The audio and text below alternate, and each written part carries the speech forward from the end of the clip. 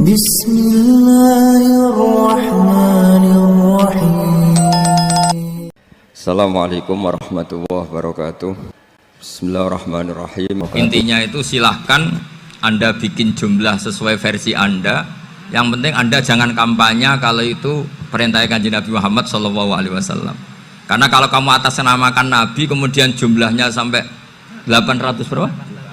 800 juta, berarti Nabi mengajarkan masyakoh pada umatnya.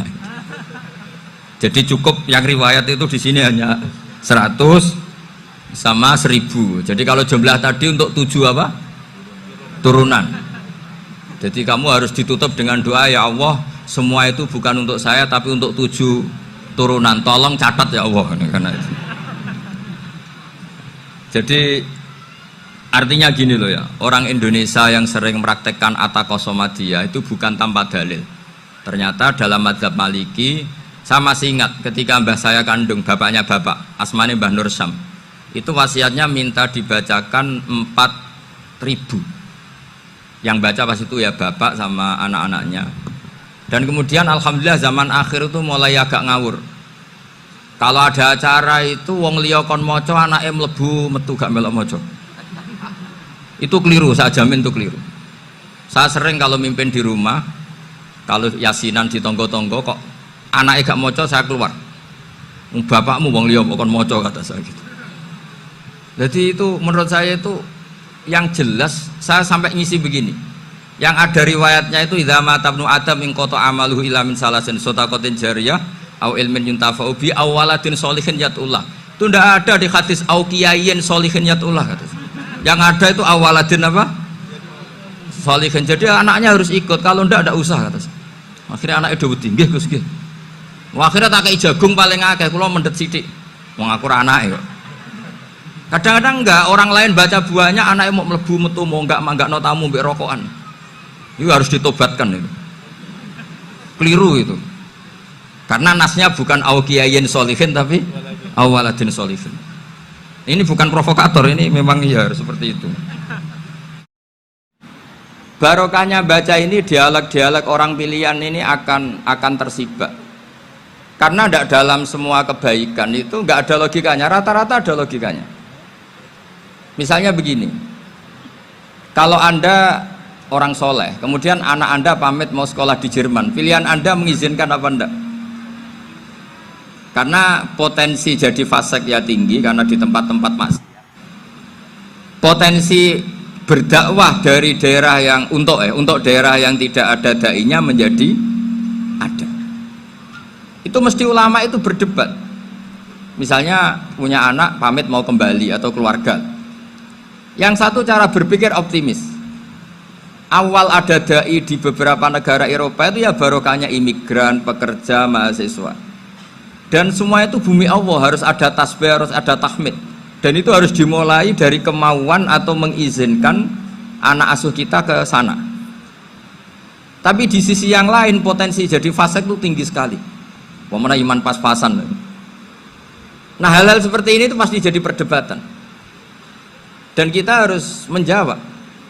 Dan tadi kayaknya di semua Basul Masail Pondok Salafiyah jawabnya pede semua, nggak ada ragu, nggak ada khilaf. Baguslah kalau pede. Meskipun nanti mungkin ada ulama lain yang cara berpikir apa? Berbeda. Sehingga ini saya cerita ya. Sehingga di kitab-kitab fikih, misalnya saya kok hidup di Bali sudah punya komunitas ngaji. Itu kok saya pindah ke Sukorejo sini. Banyak ulama yang mengatakan haram. Karena membiarkan bumi Allah yang sudah pernah ada orang yang sujud kemudian ditinggalkan kosong dan kemudian dikuasai orang yang tidak sujud. Jadi dianggap itu pembiaran. Jadi banyak di kitab Qalyubi, sarahnya Mahalli, jika ada seorang muslim yang hidup di negara orang kafir, dia nyaman, tidak dapat teror, itu nggak boleh lagi pindah ke negara Islam yang sehat. Karena takutnya li Allah yastau lial kafir tilkal buka, supaya bumi itu tidak dikuasai orang kafir. Jadi ini hal-hal yang para fuqaha itu harus berdebat. Karena ini masalah-masalah furu'iyah.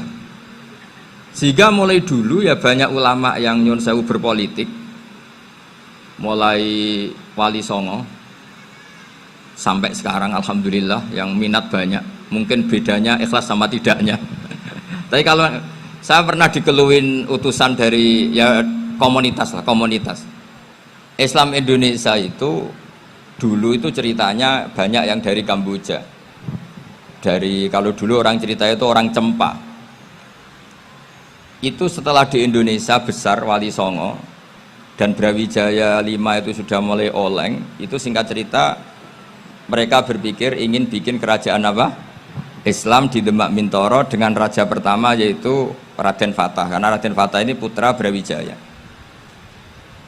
Padahal setelah jadi kerajaan ini era cucu sudah konflik, berebut kekuasaan. Akhirnya sampai jadi Jipang, jadi Jogja, jadi Solo dan seterusnya.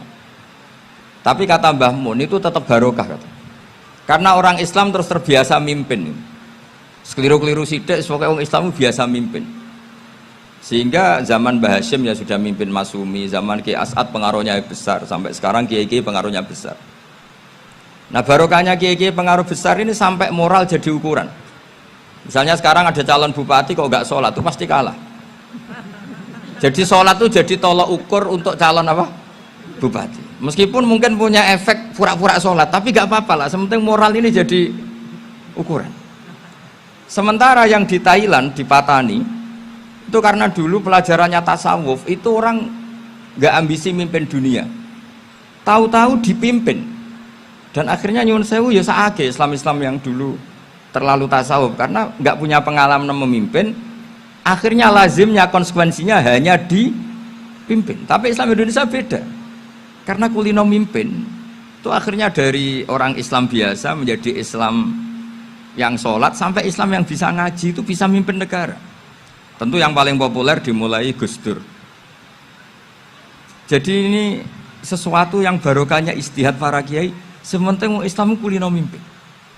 Sehingga di Indonesia itu barokahnya itu kebaikan itu jadi tolok ukur. Ada orang kok terkenal koruptor atau terkenal nyuwun sewu selingkuh atau terkenal apa itu pasti tidak jadi. Karena moral itu menjadi tolok ukur. Dan itu adalah politik para kiai. Jadi ini saya cerita dan itu negara juga akhirnya untung karena seleksi agama sama negara itu sama-sama kiai ya bilang negara harus dipimpin orang soleh, negara juga bilang seperti itu. Nah, ketokohan-ketokohan para beliau-beliau ini yang maulah bekerja sama dengan Umarok. Kita tahu dulu Pak Harto ya rawuh ke sini ketika Muktamar 84, rawuh ke Ki As'ad, ketika mau kembali ke Khittah juga dirembuk oleh ulama dan Umarok. Dan akhirnya ini menjadi negara yang alhamdulillah semoga selalu menuju baldatun thayyibatu wa rabbun ghafur. Nah, kemudian di sini saya tabarruk dengan Said Muhammad, gurunya Kiai Haji Azaim. Saya mau cerita tentang amaliyah tadi. Saya sebetulnya nggak niat bacakan bab itu, gara-gara ada khataman jumlahnya banyak saya jadi pusing. Ini panitianya tanya, khatam betul apa enggak? Iya Gus, khatam betul. Tapi kayaknya saya tidak yakin itu. Karena saya ini kan dari pondok tahfidz itu. Biasanya anak khataman itu ya rodok bodoni itu. Wes diwaca buanter sing nyemak ya mau ndelok pojoke tok.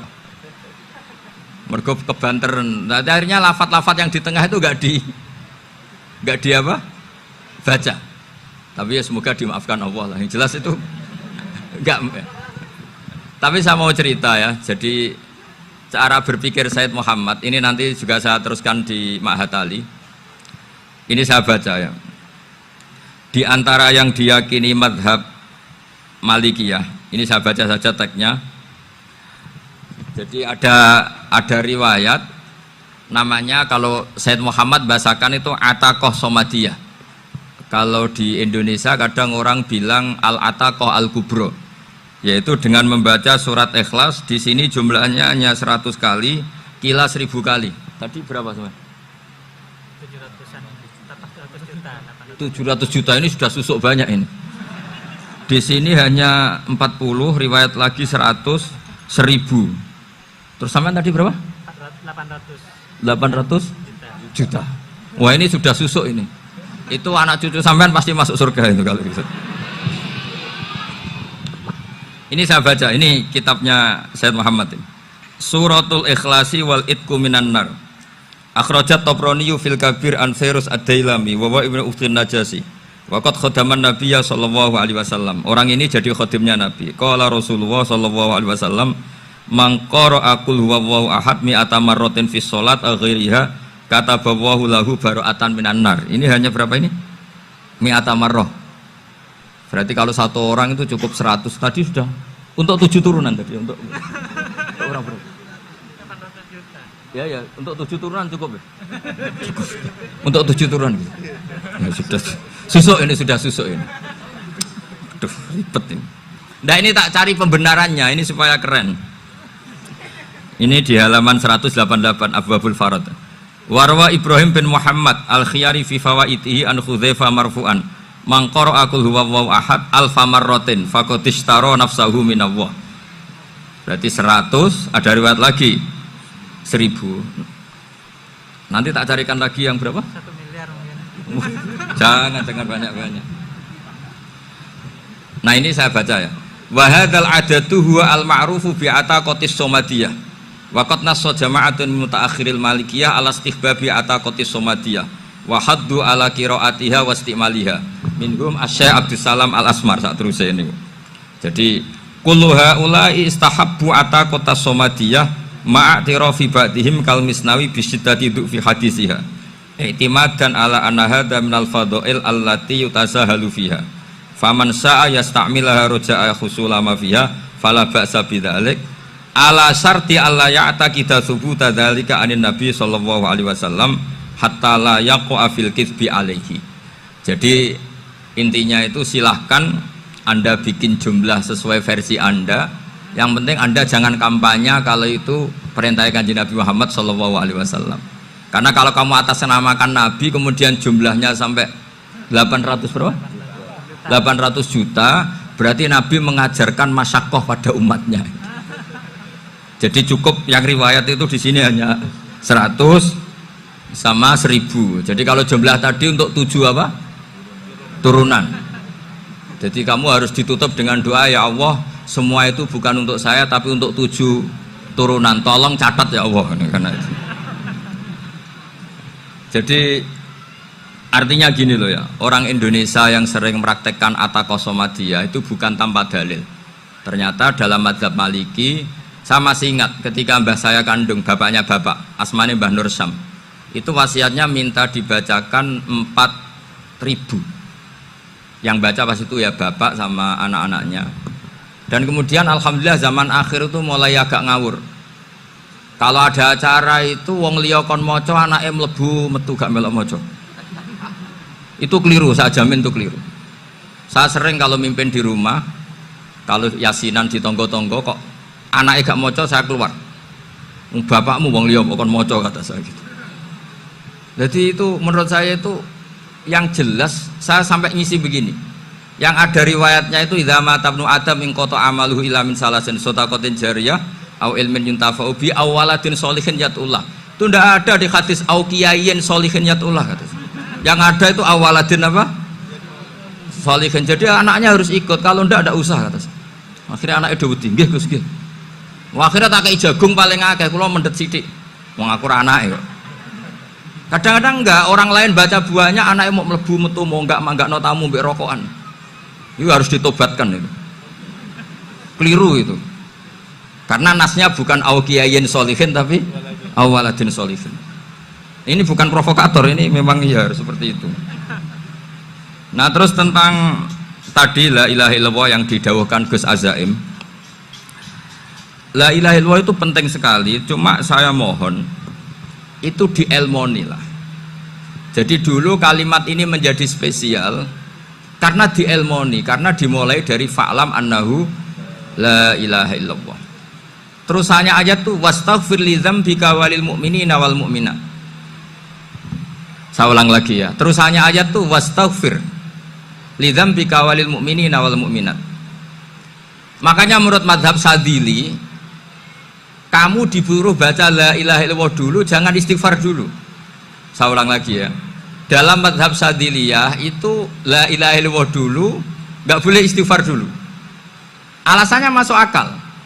Orang yang kafir 70 tahun itu sekali baca la ilaha illallah itu langsung yughfar lahum ma qad salaf. Sehingga la ilaha illallah sendiri sudah punya kekuatan supaya dosa kita diampuni. Qul lil ladzina kafaru iyantahu yughfar lahum ma qad salaf. Cara menghentikan kekafiran gimana? Dia melafadzkan la ilaha illallah. Ini kalimat yang begitu saktinya sampai orang yang kafir puluhan tahun itu dosanya semuanya terhapus hanya karena melafadzkan la ilaha illallah. Nah, makanya kata Abdul Hasan Asyadzili, wastaghfir li dzambika ay bihadil kalimah. Seseorang sah diistighfar itu kalau melafadzkan la ilaha illallah. Misalnya ada orang kafir mati kafir, sah nggak anak cucunya mengistighfari dia? Tidak sah karena belum melafadzkan la ilaha illallah. Makanya kata Abdul Hasan Asyadzili, wastaghfir li dzambika ay bihadil kalimah. Sehingga lafadz ini spesial betul. Tapi kadang-kadang beberapa mursyid cara berpikir lain. Ini kalimah thayyibah harus dibaca orang suci sehingga mendahulukan apa? Istighfar untuk supaya pas ngelafatkan kalimah thayyibah sudah dalam keadaan apa? Suci. Itu juga masuk akal. Tapi secara meyakinkan saya sendiri lebih mengikuti manhajnya Abil Hasan Asyadzili karena alasannya tadi yang kafir puluhan tahun saja langsung luntur dosanya karena melafatkan la ilaha illallah. Artinya la ilaha illallah sendiri sudah bagian dari istighfar. Nah, ya tadi buktinya fa'lam annahu la ilaha illallah terus wastaghfir li dzambika walil mu'minin. Jadi orang sah diistighfari itu setelah dipastikan sah tauhidnya. Jadi setelah tauhidnya sah yaitu la ilaha illallah baru sah apa? Diistighfari. Sehingga orang kafir, saya ulang lagi, orang kafir yang mati kafir anak cucunya tidak boleh apa? Tidak boleh menistighfari. Terus saran saya kedua, la ilaha illallah itu filosofinya itu nafyun li uluhiyati ghairillah wa isbatun li uluhiyatillah wahdah. Filosofi la ilaha illallah itu gimana? Menafikan semua selain Allah itu tidak Tuhan dan hanya menuhankan Allah semata. Nah itu caranya gimana? Caranya kita harus terbiasa ini karena tadi saya dibilangin panitia ini rata-rata mustameknya atau mustamiatnya ini santri. Caranya gimana? Dilatih pakai logika. Saya berkali-kali cerita kalau ngaji, saya sekaligus kampanye. Allah itu Tuhan yang begitu fair. Untuk menjadi Tuhan Allah mempersilahkan, ada kualifikasi Tuhan. Jadi boleh dikompetisikan itu boleh kata Allah. Gak apa-apa kamu ngaku Tuhan gitu kata Allah. Tapi nak ngaku pangeran itu paling gak ya direputasi lah. Ada verifikasinya. Dimulai dari apa? Ya kalau jadi Tuhan itu setidaknya bikin langit bumi lah. Aturannya gitu. Jadi kalau daftar bupati ya daftarlah ke KPU. Masa tahu-tahu jadi apa? Tuhan kemudian tidak punya prestasi bikin langit bumi. Sehingga Allah itu cara ngendikan itu ya fair. Qul ara'aitum ma tad'una min dunillah aruni madza khalaqu minal ardi am lahum syirkun fis samawat. Coba yang kamu tuhankan selain saya, prestasinya apa? Ketika saya bikin bumi itu apa ikut bikin? Terus am lahum syirkun fis samawat. Kalau bikin langit, kalau nggak bisa ya urun lah gitu. Urun semen apa urun bego, pokoknya urun lah gitu. Urun ora, gawe bumi ora, ngerti-ngerti ngaku jadi pangeran. Kul hatu burhanakum. Jadi ya kan ya lucu kan, misalnya syarat kiai di Salafiyah kan keluarga Kiai As'ad, cucunya ngaji ngalim. Orang keluarga Kiai As'ad terus muni, aku kiai utama di Salafiyah. Oh mesti dipenjara ya. Lah yo gak gawe langit bumi, gak ada prestasi terus ngaku sebagai apa? Tuhan. Sehingga fair. Makanya saya berkali-kali cerita.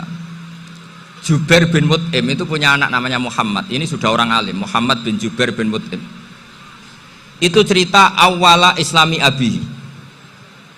Mut'im itu orang pinter sekali. Saking pinternya dia jadi delegasinya orang Quraisy datang ke Rasulullah sebagai negosiator untuk membebaskan Asra Badrin, tawanan perang apa? Badar. Yang namanya disuruh itu pasti orang pinter. Tapi apa yang terjadi ketika nginep di masjid? Karena zaman itu gak ada hotel, nanti jadi geger. Orang musyrik nginep di masjid hukumnya gimana? Bahsul masail tok. Zaman itu mau tidak mau, kalau sekarang kan ada hotel, kiai juga punya wisma. Apa yang terjadi? Orang ini cerdas sekali. Dan delalah Nabi pas sholat maghrib itu baca wattur wa kitabim mastur sampai Am khalaqus samawati wal ard. Ya kalau kamu jadi Tuhan ya setidaknya menciptakan langit bumi lah. Namanya jadi Tuhan ya ada persyaratan kan. Paling enggak punya reputasi menciptakan langit bumi. Atau kalau jadi Tuhan setidaknya reputasinya itu enggak diciptakan yang lain. Am khuliqu min ghairi syai'in. Ini jadi Tuhan kok punya bapak, punya ibu. Ini jadi Tuhan kok lahirnya di bumi, ada tanggal lahirnya, ada tahun. Masa jadi Tuhan kok dulu buminya. Pokoknya walhasil tuh akhirnya Nabi ketika salam sholat maghrib dia datang, ya Rasulullah, akalku habis oleh ayat yang barusan kau baca. Sudah saya Islam saja. Argumentasi selain Allah Tuhan itu batal. Itu lah saya mohon santri-santri salafiyah itu baca Quran sampai seperti itu. Jadi jangan hanya khataman banyak-banyakan maksudnya. Ini bukan nyindir, ini ngamuk ini. Jadi ya khatamannya tadilah 1000 atau berapa lah, jangan banyak-banyak. Juga kasihan malaikat yang nyatet kan. Wong baru subhanallah alhamdulillah aja di teks hadisnya abad al malaikah kan di teks. Itu baru subhanallah alhamdulillah itu sudah mencapaikan malaikat. Makanya saya wiridan tuh arang-arang kasihan malaikat karena nanti jadi itu ya ada madhabnya itu. Jadi kalau Gus Azaim sholat lama tak saingi sholat cepet itu sama-sama ada madhabnya. Yang cepet kayak saya tadi, setan pas tata-tata mau goda pas rukuk saya sudah itidal, mau goda itidal saya sudah sujud, pusing dia. Tapi jangan tiru, ini madhab yang agak-agak khusus lah, sudah cara orang Madura agak khilaf sih. Khilaf ya, khilaf ini agak khilaf ini sudah. Tapi saya ingin lah, sampean kalau ngaji Quran itu dilatih berlogika. Jadi Allah itu fair, nggak apa-apa kalian ngaku Tuhan tuh nggak apa-apa, tapi tunjukkan prestasi kamu apa. Aruni madza khalaqu minal ardi am lahum syirkun fis samawati. Am khalaqus samawati wal ard. Diulang lagi, am khuliqu min ghairi syai'in. Setidaknya kalau jadi Tuhan itu ya nggak butuh yang lain lah. Masa jadi Tuhan kok wujudnya saja butuh orang lain, butuh bumi, eksistensinya butuh makan, butuh minum. Makanya Allah cara meniadakan uluhiyah selainnya itu Allah tuh redaksinya tuh mengena sekali. Yaitu tadi dengan cara-cara seperti itu. Sebagian ayat disebutkan ma asyattuhum khalqas samawati wal ardi wala khalqa anfusihim. Wong Tuhan kok nggak punya reputasi bikin langit, bikin bumi, bahkan untuk menciptakan dirinya sendiri saja nggak bisa. Ya sudahlah, kamu nggak usah ngaku Tuhan, nggak level kata Allah gitu. Akhirnya terus ditemukan Tuhan yang sejati, yaitu wal awwalu wal akhiru wal zahiru wal batin. Itu yang mut'im ini tadi termasuk orang yang sangat cerdas sekali. Padahal itu bacanya bukan pas basul masail, enggak. Nabi pas sholat maghrib. Juga bukan pas ceramah, enggak, tapi itu didengarkan. Makanya termasuk ini spesial untuk hormat saya kepada Ki As'ad. Makanya saya ini kalau mentasjek santri-santri ini agak sensitif, tapi sudah saya tidak perlu takut fitnah. Saya termasuk, kenapa saya ingin jadi ahli tafsir, tentu yang membentuk itu Mbah Maimun dan bapak saya. Bapak saya itu hafal Quran kayak hafal Fatihah, saking senengnya Quran. Mungkin bisa kamu saingi itu adalah orang kafir itu bisa paham Quran. Itu sangat menyinggung saya. Orang kafir itu bisa paham Quran. Ketika Umar Islam itu karena mendengar apa coba? Mendengar apa? Quran. Dan itu masih kafir apa sudah Islam? Masih kafir karena kalimat-kalimat yang di Quran itu begitu jelas wal kitabil mubin sehingga didengarkan orang kafir pun tuh ngefek. Makanya ketika Umar datang ke saudari putrinya, kemudian dengar Toha ma anzalna alikal Qur'an apa litasqa, itu dia terus iman. Begitu juga Mut'im. Itu ketika dengar Nabi baca surat At-Tur ya langsung iman. Makanya kata Ibnu Jarir At-Tabari, kamu jangan pernah bilang gini, syaratnya paham Quran itu harus alim, harus gini. Lah nanti berarti orang kafir punya alasan di depan Allah, ya Allah, engkau ngandani kami dengan Quran yang nggak bisa difahami kecuali alim dulu. Lah saya alim gimana? Nggak pernah mondok. Mondok gimana? Saya kafir.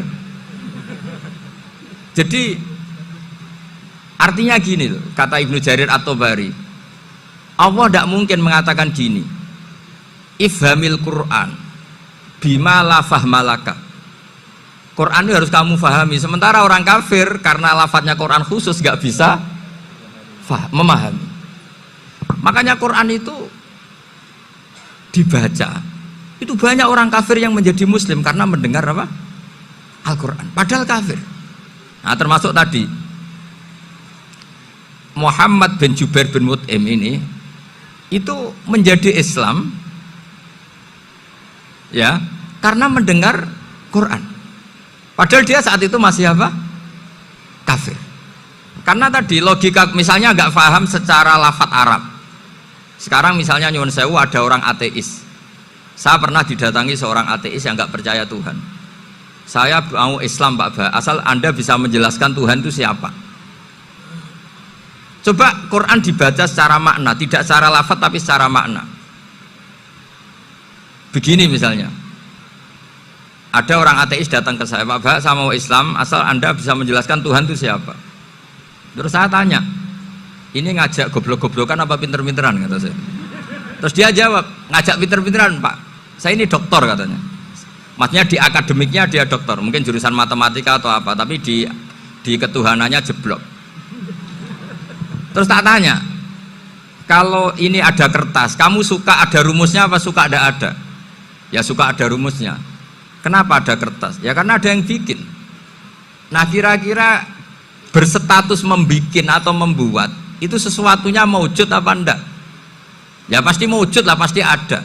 Ya sudah, anggap Tuhan itu adalah sebab dari semua yang ada. Masa alam yang seperti ini, langit dan bumi ini maujudat, kemudian kamu katakan kholaqohal adam, bahwa alam raya yang maujud ini diciptakan oleh ketiadaan. Ya juga, berarti Tuhan itu ya. Ya itu yang namanya Tuhan. Lah mulai dulu kiai-kiai ngomong gitu kan saya Islam katanya. Jadi kiai-kiai itu kadang-kadang kalau dakwah pokoknya KBU digawe Tuhan. Beda dengan dakwahnya orang-orang mantek. Orang-orang mantek itu kan nggak pernah nyebut Allah. Ini alam khawadis, labuda min muhdis. Meskipun mereka, nah muhdis ini menurut Islam namanya Allah. Tapi sebetulnya kan nggak langsung bilang Allah. Jadi tak kasih tahu, alam raya ini mewujud nggak? Ya mewujud Pak Ba. Bisa nggak sesuatu yang nggak ada menjadi faktor wujudnya yang ada? Ya nggak bisa, namanya nggak ada itu nggak bisa jadi faktor. Nah itu hebatnya ulama-ulama kita ketika mengenalkan Allah itu siapa? Zat yang wajibil wujud. Jadi kita ini kalah pinter ulama-ulama dulu. Ya alhamdulillah kalahnya sama ulama dulu. Kalau kalah sama ulama sekarang isen Pak. Jadi ulama dulu sudah pinter. Pasti pertanyaan dasar manusia, hadil maujudat itu man kholaqoha, siapa yang menciptakan? Kalau kamu langsung jawab Allah atau Tuhan, mereka pasti tidak nerima. Ya jawab saja, hadil maujudat mesti kholaqoha maujudun. Nah berhubung maujud ini berstatus pencipta, harus super. Lah super ini oleh ulama disebut wajibul wujud atau musabbibul asbab, yang oleh Islam dinamai Allah. Tapi kita langsung ngomong Allah, ya mesti aja bingungkan kan bagi yang bingung maksudnya. Ya saya mohonlah kalimat-kalimat la ilaha illallah itu diamatilah, diresapi sampai seperti penjelasan saya ini, sehingga punya kualitas ilmu. Karena syaratnya memang fa'lam, harus punya kualitas apa? Ilmu. Ilmu itu apa? Ma'rifatus syai' ala ma huwa alaih. Mengenal sesuatu sesuai detail-detail sifatnya sesuatu itu. Misalnya kalau Allah sudah jadi Tuhan, ya harusnya qabla kulli syai'. Masa Tuhan sama yang dituhani wujudnya dulu yang dituhani? Ditemukanlah sifat awal atau qadim. Makanya benar Gus Azaim tadi, kalau sudah bertauhid harus hafal akidah berapa khamsin. Dimulai apa? Wujud. Kenapa harus dikatakan wujud? Karena alam raya ini kadung maujudat. Hadhil alam maujudun. Masa maujudun kholaqohul adam? Masa maujudat kholaqohal adam? Nah itu yang disebut am khuliqu min ghairi syai'in am humul khaliqun. Jadi saya mohon semohon-mohonnya, cobalah tradisi-tradisi lihat baru ayat ini dihidupkan lagi, sehingga kita baca Quran itu sekaligus menjadi orang yang sangat argumentatif, karena Quran adalah qul falillahil hujjatul balighah. Dilatih, jangan bosan, dilatih. Makanya kalau saya baca ayat-ayat seperti itu, cek fair Allah itu fair betul. Nggak apa-apa saya punya pesaing kata Allah, tapi yang imbang dong. Pas aku gawe langit ya bantulah, atau ada langit tandingan lah kira-kira gitu. Kalau saya bikin bumi ya ada bumi. Nah misalnya sekarang orang Cina bikin matahari, materinya dari mana coba? Dari yang sudah ada sekarang kan? Tetap saja agak ikut bikin kan? Tapi kalau Allah bikin langit bumi minal adam minal wujud, kalau mereka paling rekayasa yang sudah wujud di otak-atik. Nah harus sampai seperti itu, sampai kata Gus Azim kul hatu apa? Burhanakum tadi. Jadi ini cara-cara kita untuk menguatkan iman. Aruni madza khalaqu minal ardi am lahum syirkun fis samawati. Terus kata Allah, itu nih bi kita bimin qabli hadza au atharatim min ilmin. Kalau kamu nggak setuju teori ini kata Allah, cari kitab suci versi Anda. Aturan jadi Tuhan itu apa coba? Ya tetap saja semua kitab suci akan mengatakan di mana-mana Tuhan itu pencipta langit dan bumi. Jangan yang lahir di bumi jadi Tuhan. Jangan Lata Uzza jadi Tuhan. Jangan karena sakti jadi Tuhan. Nah ini di sini pentingnya ilmu balaghah, ilmu mantek yang alhamdulillah di pondok-pondok kita masih diajari. Makanya kata mantek sebetulnya ilmu akal hanya menemukan hadil maujudat khalaqaha maujudun. Nah yang maujud ini siapa? Ya wajibul wujud. Nah kemudian Islam menamai ini Allah Subhanahu wa ta'ala. Makanya ulama dulu itu kalau ngendikan Allah itu siapa? Zat sing wajibul wujud. Itu filosofinya luar biasa. Karena dengan seperti ini bisa menafikan teori ateisme bahwa alam raya ini diciptakan oleh ketiadaan. Makanya saya bilang tadi, ngajak goblok-goblokan apa pinter-pinteran gitu. Lah nek ngajak goblok-goblokan yang ngene, hadhil maujudat khalaqahal adam. Terus kita goblok bareng. Loh iya kan barang maujud diciptakan yang tidak maujud. Wong ora wujud kok mempengaruhi sing wujud. Ya monggo nak goblok bareng kata saya. Akhirnya, gak Gus, saya ini dokter masa kamu ajak goblok? Ya sudah pinter saja kata saya.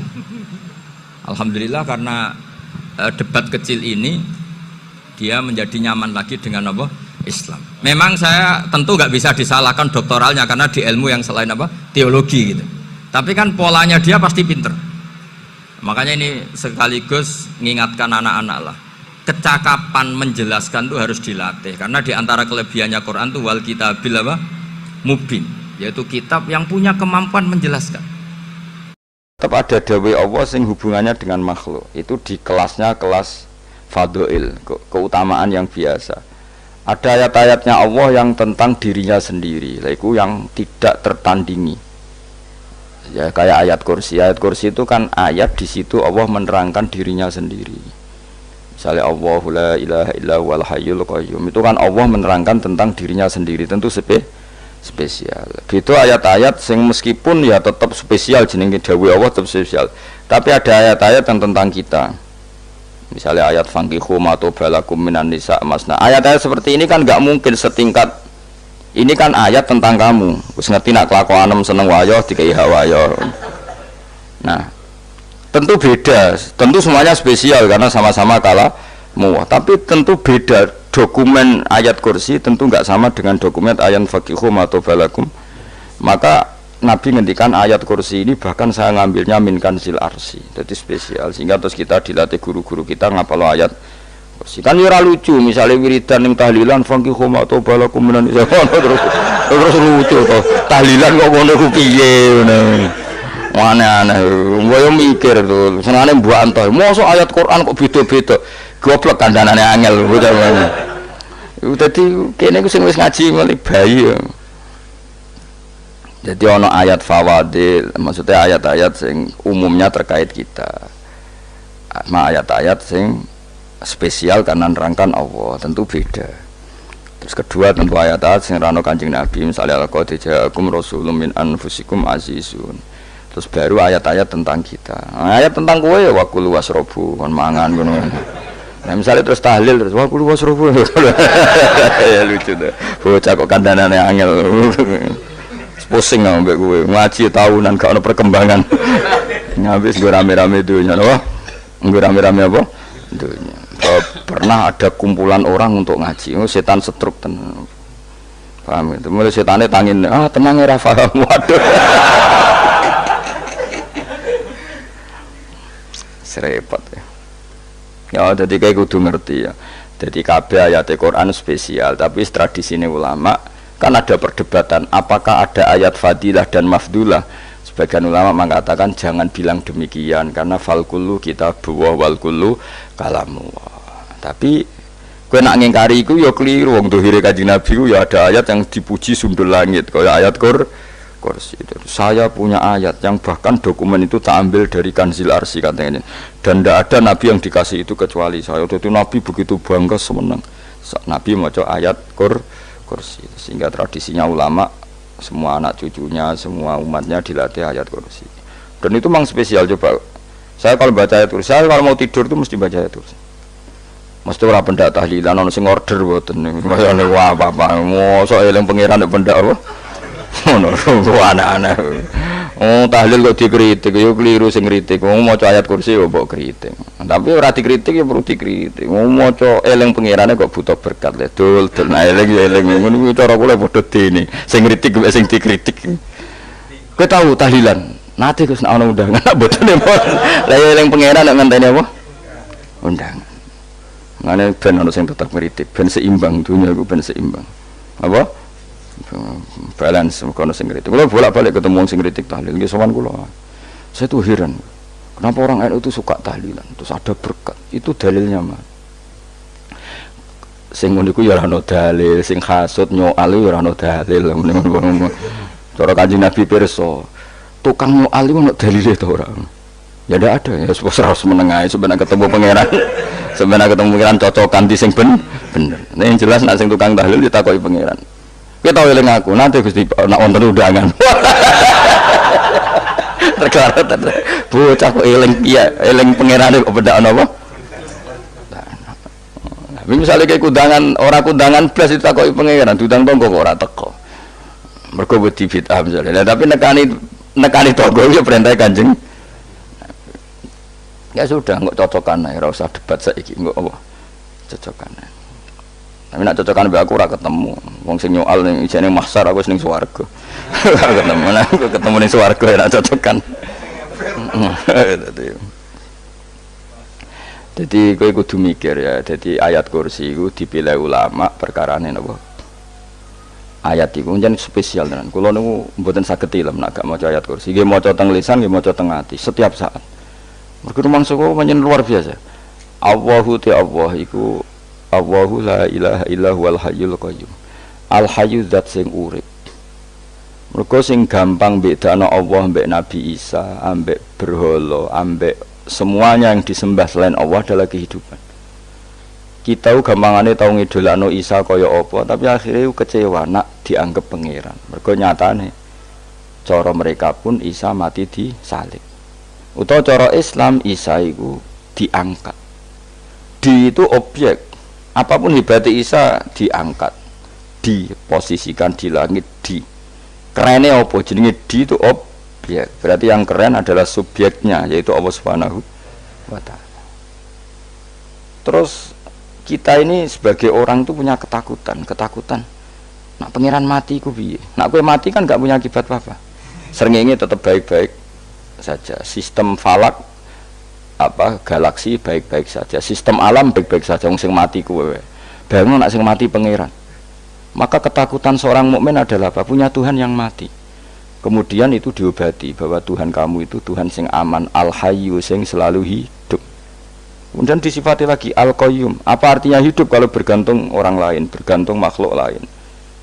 Itu gak keren, karena bergantung itu gak keren. Al-qayyum, yang Allah itu zat yang berdiri sendiri. Oh, itu kan terus sempurna. Lu kan maca ayat kursi sempurna. Bejane Gusti kula maca ayat kursi. Kowe ora maca iku kasihate mbahmu. Bocah kok. Oh, bocah ora bakat wali. Teke wis elek, kabeh dimaterekno. Kasihate apa nek maca ayat kursi? Kasihate mbahmu ngono. Jimat ya senengan. Ora seneng. Maksudnya ku, tapi mbok gedhingi teman-teman yo ora oleh njen rezekine kadol jimat ke piye. Sing iso ngatur rezekine wong sapa? Wis keben, muga disepuro pangeran. Ratus sepuro ora apa-apa, kelakuan kok ngono iku piye. Wis terserah pangeran ae. Jadi Allahu la ilaha illa huwal hayyul qayyum. Kemudian setelah hidup itu bisa saja gak peduli kita karena pas ngantuk atau pas tidur. Terus disifati la ta'khuduhu sinatu walana, dan zat yang hidup itu tidak pernah ngantuk, tidak pernah tidur. Akhirnya kita ini nyaman punya Tuhan yang spesial, yaitu hidup dan berdiri sendiri, tidak ngantuk, tidak tidur. Terus budi lahu ma fis samawati wa ma fil ardh. Ya, dan miliknya Allah semua yang ada di langit dan bumi. Keren. Kita ini butuh air, butuh apa saja, dan itu milik Allah. Coba kalau milik manusia, zaman nak loro ning rumah sakit itu, oksigen larangi ngono. Padahal kowe nak ra loro, oksigen di mana-mana gak tahu bah. Jadi kita seneng. Alam raya milik Allah kita seneng karena alam ini milik zat yang gak butuh alam raya sehingga kita yang make. Allah bikin air, Allah gak butuh minum. Allah bikin padi gak butuh makan. Dia bikin semuanya untuk kita. Padahal itu kita ndak ikut punya. Akhirnya seneng mbek pangeran. Cek apike jenengan Gusti gawe ra melok nganggo. Sing nganggo kita-kita ini. Coba aku ora roh gawe rokok gunane apa ora roh. Ya gunane pekerjaan Gus, menyerap tenaga. Ya wis sauri-urimu. Sementing kowe roh gunane rokok. Paham nggih? Roh gunane rokok roh carane mandorot kanggo kowe. Dadi padha roe lah sementing. Ya ora apa-apa tapi. Kulo seneng mbek guyone kiai-kiai ini. Pancen ora ana wong pinter guyon kaya kiai. Wis kulo winekani niku acara resepsi teng Kudus nang keluarga sarang keluarga Lek Lukman. Sing ngisi Habib Umar sama Mutahar. Semua nang jadi guyonane ning kiai-kiai ora wis kiai-kiai kabeh termasuk Habib Umar. Ada orang kiai rokok. Ini cerita anekdot. Ada kiai rokok. Rokokan ngarepe dokter. Pak Yai, kalau rokok terus nanti kalau mati gimana? Gampang, saya bawa korek. Sing kiai dhewe maksudnya iku nak mau rokok terus mari mati. Kiai ini yang ngerti maksudnya dokter ngono. Tenang dok, saya masih bawa korek. Maksudnya nak rokok mati gak ada Jumat. Jadi gak sambung apa? Nak kuyonane Habib Umar, saya sering membaca bahayanya rokok. Saya baca itu. Setelah baca, saya berhenti membaca. Wangan pikirannya setelah membaca bahaya rokok berhenti rokok. Saya sering baca buku atau apa tentang bahayanya rokok. Setelah saya tahu berhenti membaca. Suwon spesial, seneng kalau niku bisa nikmati ya seneng putune Rasulullah, ya seneng guyon. Jadi seneng itu gak kudu mewah, mah. Lah kowe seneng ngenteni di Alphard malah kesel to. Wah, dadi kula nu di grup kathah lah. Kiai-kiai sing seneng guyon, sing sering. Mergo kula kuwatir saya umat ini punya kenikmatan lewat jalur maksiat. Mulane kula nu seneng ana kiai seneng guyon, bukan seneng papanya. Umat ini punya kesenangan yang tidak maksiat. Itu saja. Ya tentu ada kiai-kiai yang milihnya ada guyon supaya orang enggak uraan, ya bagus. Wis penting ikhlas. Wis syaratnya kabeh iku penting napa?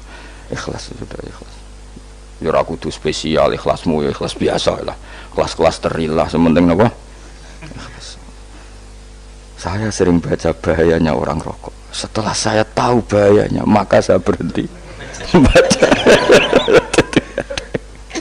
Wong ku kaget kabeh. Mergo pikirane wong mesti berhenti. Kok ternyata saya sering baca bahayanya orang miskin. Setelah tahu bahayanya berhenti merasakan kemiskinan. Ya, jadi saya tahu bahayanya neraka. Setelah tahu bahayanya neraka maka saya berhenti.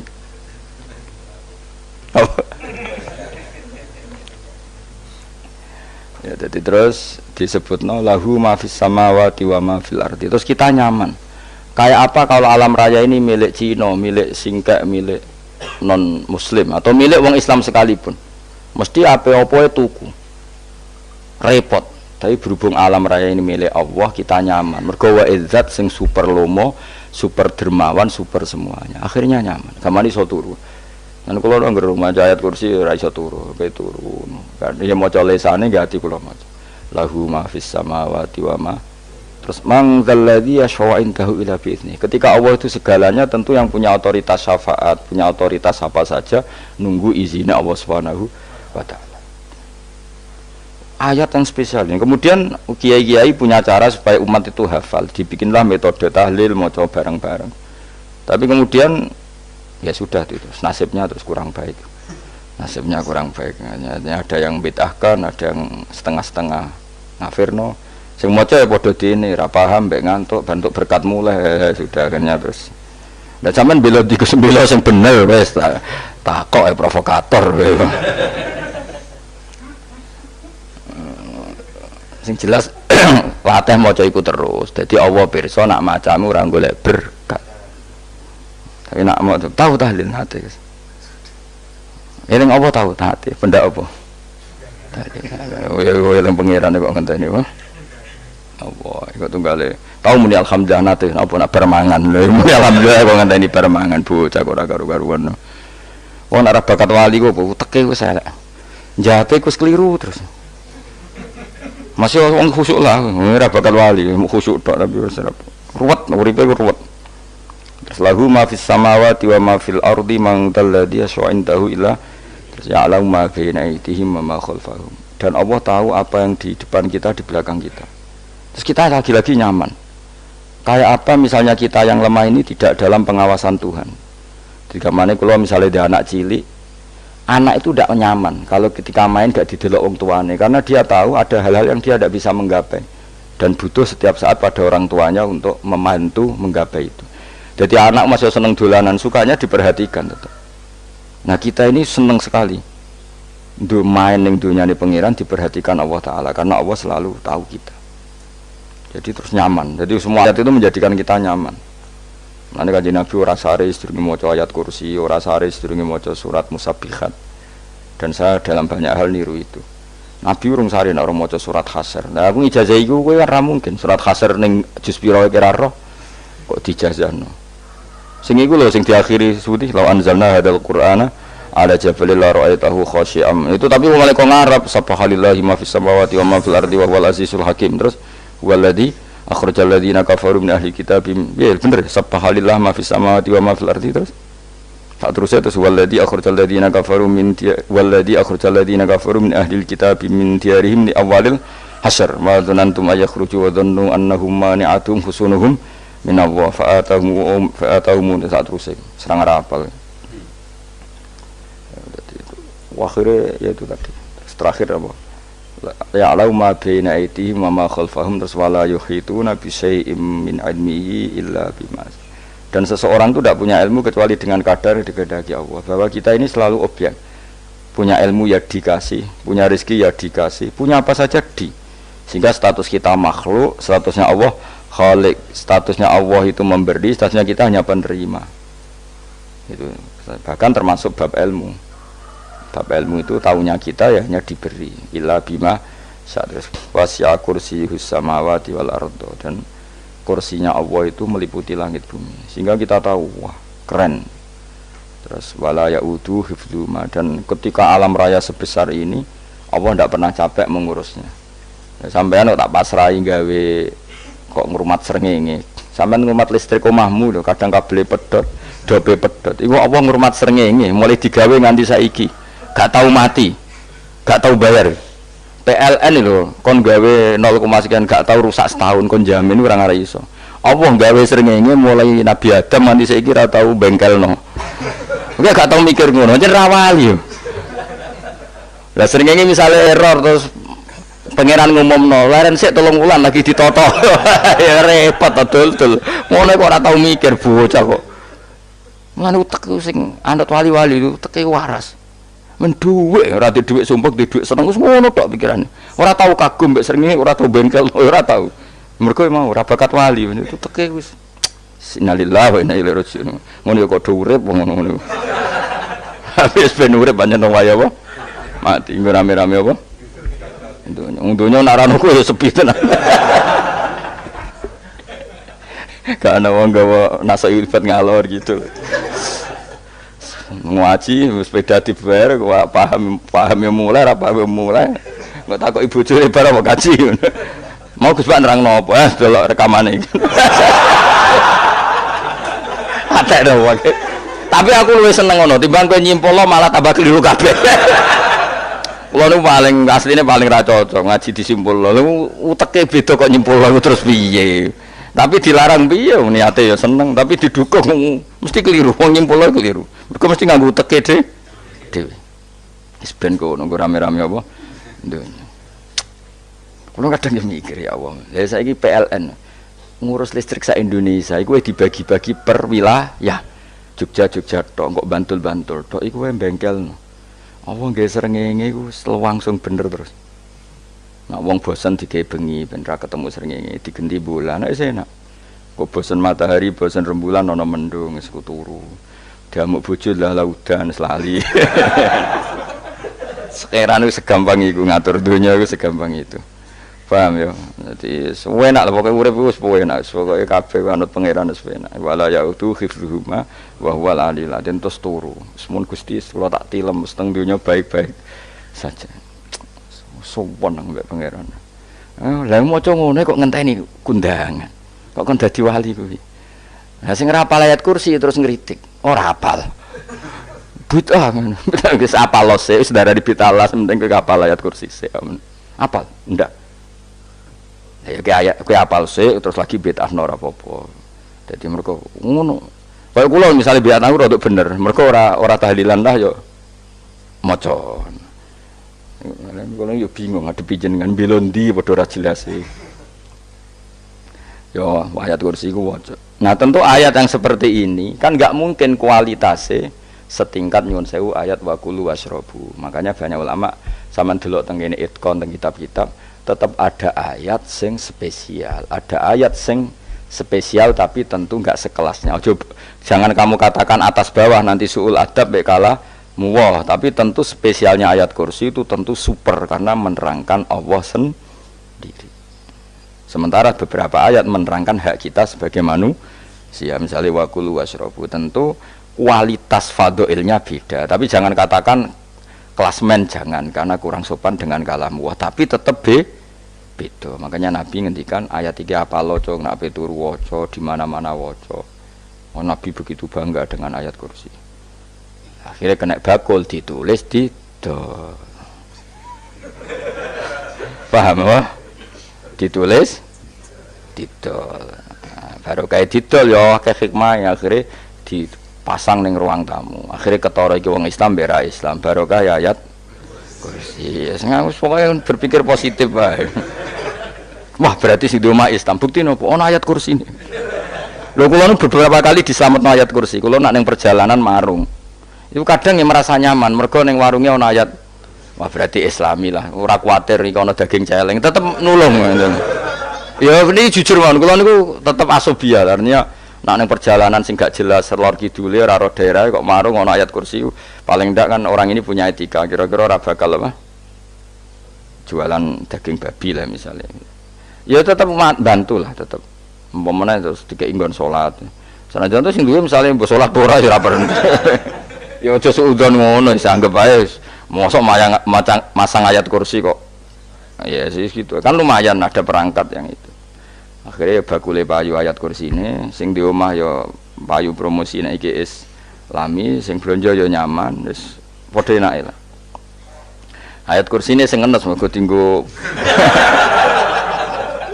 ya tapi ya ndak lah nak niate ngono ya tapi ya ayat kursi tetap mulia dengan dirinya sendiri kula nu seneng tenan mbek jeneng ayat kursi ya Allah ya tadi kekhawatiran kita punya Tuhan yang tidak sempurna itu terjawab bahwa Tuhan kita super sempurna. Jadi kalau bayangkan grepe turu jangan seneng.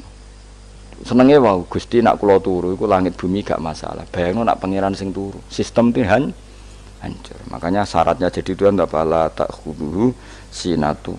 Padahal kita menyaksikan Nabi Isa turu. Beberapa yang dituhankan selain Allah turu ngantuk. Bayangno misalnya kowe pas donga sing mbok dongani turu.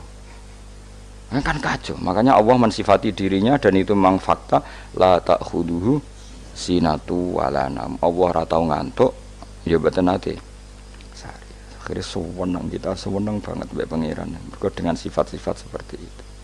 Akhirnya raditu billahi napa rabba wa bil islami dina. Raditu billahi napa rabba wa bil islami dina. Raditu ridho ingsun billahi lan rabban sebagai pangeran. Aku ridho banget, seneng banget Allah sing dadi pangeran. Muga mau pangeran liyane Allah yo kacau tenan. Nanti pangeran terus turu. Terus ngantuk, nak ramangan lemes kan pusing. Apapun hebatnya Nabi Isa misalnya mbok pangeran yo pusing. Kadang pas sare, dungani tenan jebule pas apa? Sare yo ribet. Tapi kita di pangeran sing la ta'khuduhu sinatu wala nam bil islami dinan. Wa Muhammadin sallallahu alaihi wasallam rasulan wa nabiyan wa bil qur'ani hukman wa dan kita ridho Quran sebagai panduan hukum lan dadi imam. Imam itu panu itu. Mulane kula angger jamak takdim angger kira-kira wis setengah pitu kita jamak nak pas lunga. Nggih sering jamak kalau tiang-tiang, tapi niki dereng isak. Ya pokoke cara aku wis ngisak, cara aku ora kudu mbok. Pokoke cara aku wis isak. Ya sebab kaul jadid malah. Makanya dulu ada seorang ulama berdebat. Sing sitok setuju waktu maghrib niku ngenteni entek mega napa abang. Ana sing debatnya masuk akal ngeten. Niki sama-sama ulama bapak mbek anak. Padha ngalime ya padha sepuh. Ulama iki malah aneh carane nentangi ndekne cara ndekne waktu maghrib ku nganti kira-kira setengah pitu nganti jam 7. Engko lagi waktu isya jam 7:15. Pokoke ndekne mohon adarane waktu maghrib ku cepet moh. Jadi alasannya masuk akal.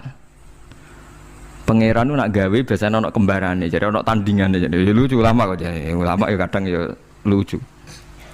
Sampai nak sholat subuh jam piro? 4:30 kan, anggap aja 4:30. Berarti subuh nganti meletak srengenge ada waktu sak jam setengah. Ono waktu pinten? Sak jam setengah. Lah saiki maghrib iku wis surup, nggih maghrib napa surup. Kudune maghrib ku di padanan subuh ono waktu sak jam setengah. Namun dia tidak setuju. Entah eme gua abang tenan dia naik sak jam setengah. Mana dia nak santri ini azan jam itu ngamuk. Cung paling cepat 7:30. Perkara dia cara berpikir maghrib dipadakno subuh. Yaitu qoblatul isyamsi. Ono waktu sak jam setengah jatahe subuh. Kudune ba'da ghurubi syamsi. Ya ono sak jam setengah jatahe maghrib. Jadi akhirnya santri ini nak azan di 7:30. Nak jam itu diamuk tenan. Nak maulad dawilah wali 6:15 wis ngisa. Perkarane. Lah iku ulama. Ya semulane ya semacam-macam ulama iku macam-macam. Ya sik anut sing umum sing penting ora ruwet. Ya tapi wau as-shalat khairun maudhu'un, asal salat iku mesti napa apik. Ya asal salat iku mesti napa apik. Soal kaifiyah macam-macam. Nah, sing terakhir sing masalah kaifiyah yang enggak diterima. Apakah boleh witir hanya 1 rakaat? Jawab Imam Syafi'i, na'am boleh witir hanya 1 rakaat. Kados kula piyambak barisa seringnya witir namung 1 rakaat. Ya ora ono ndase, ora ono gurine 1 rakaat fakot. Iku witir sejati, paham? Witir napa sejati. Wah, mergo ora nganggo 3 rakaat yang 2 kan masalah kan? Ono nyicil napa? Nyicil napa? Witir. Jadi kalau tak akali, Gus kenapa nak witir sitok? Lah aku nganggo witir model piye wae ketoke ora sejati gak? Witir napa sitok. Lha iku Sayyidina Utsman ku sak urip-uripe sahabat terkenal. Niku mboten nate witir luwih kok sitok iki sak rakaat. Tapi aja takok sing diwaca Quran khatam. Lah perkara. Dadi sak rakaat tapi diwaca Quran apa? Khatam. Dadi autara bi rakaatin khatama fihal Quran. Dadi sak rakaat tapi khatam Quran. Iku sinten Sayyidina sinten Utsman. Alasan Imam Syafi'i Nabi tahu witir nganggo 3 rakaat. Cara Imam Syafi'i ku gak mungkin sing witir tetep sing guri sitok. Mergo sing loro tetep salatun mustaqillatun, salat sing sendiri. Mulane mulai sakniki sampean nak mulai solu sunatan minal witri rakaataini jami'ah wis pokoke salatu jami'ah ya la haula wala quwata illa billah. Lah kok nak imam sholli sunatan minal witri rakaataini wis muni sak muni-muni mumam wis pokoke aku saiki salat karena aneh secara fikih aneh bagaimana mungkin sholat yang sudah disalami Sudah disalami ya punya status kan? Sholat saya gantung.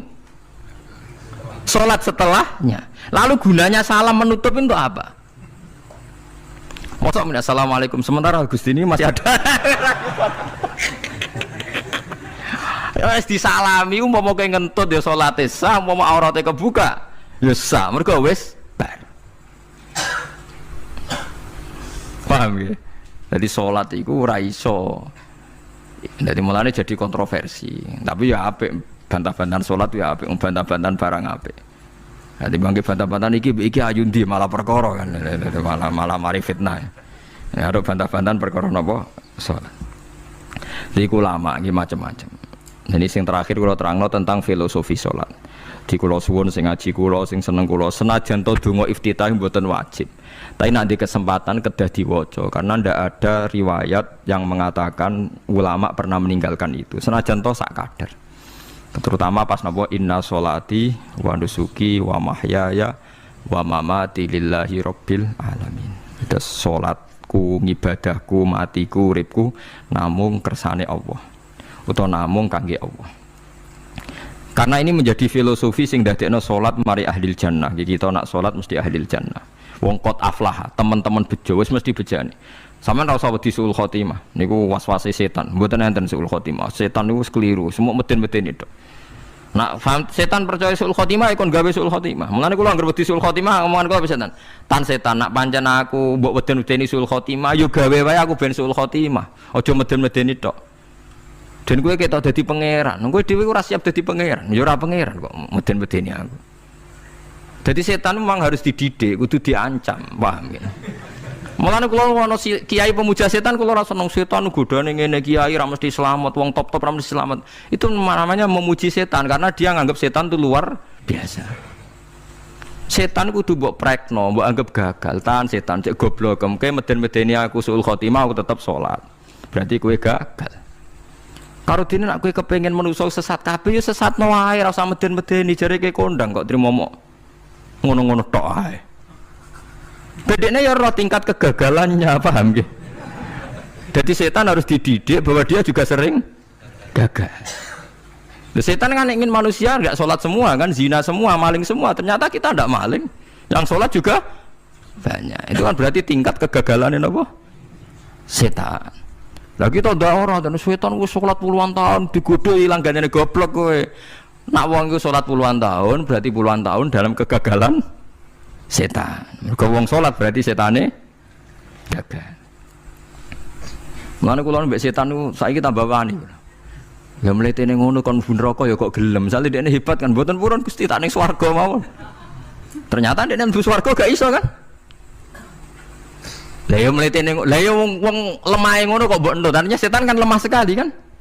Lha iku sedekah lazim ketika ngendikan inna kaidas syaitani kana napa dhaifa. Sebenarnya setan itu dalam bahasa Quran itu dhaif sekali. Lemah sekali. Tapi kita sering muji. Nggih, sering napa? Sering muji. Darani setan hebat, wong wali, wong alim kadang digodho kena. Ya soal kena cara kena akeh ra kena ngono wis akeh napa? Akeh mboten napa? Kena minimal ngeten lho sampean. Tapi kula nate Gus kepengin tahajud ra sido tahajud berarti setane menang. Tapi setan ora sekedar kowe kepengin ra tahajud, kepengin kowe kafir. Ngomong kira tahajud tenan iku ya setan isih rugi kok. Tapi kowe jek Islam, tapi jek mlebu swarga, kepengin ku nganti apa? Kafir. Jebule kowe ora kafir kan? Mulane ana ulama nak tangi turu gak tahajud, ndekne nangis. Angger kani gak tahajud nangis. Terus matur mbek pangeran, Gusti kenging napa kula mboten kasil tahajud. Ambek pangeran dingendikane ngene, teng kitab Al-Minanul Kubra karangan Imam Syaroni. Kowe ku ulama kok bento. Sing nurokno kowe sapa? Nggih jenengan Gusti. Sing maringi tangi sapa? Nggih jenengan. Lah wis anggap ae kabeh kersaku, ora kersane setan. Wis bar. Mulane aku lara mati tahajud keterusan nggih tenang mawon kula duwe ilmune, Kowe ulama kok bento. Sing nurokno kowe sapa? Nggih jenengan Gusti. Sing nangene sapa? Nggih jenengan. Lha iya, sak kabeh ku sing ngersakno aku ridho ra wis bar. Mulane kena tangi ra tahajud nggih ridho mawon. Apa meneh bedino.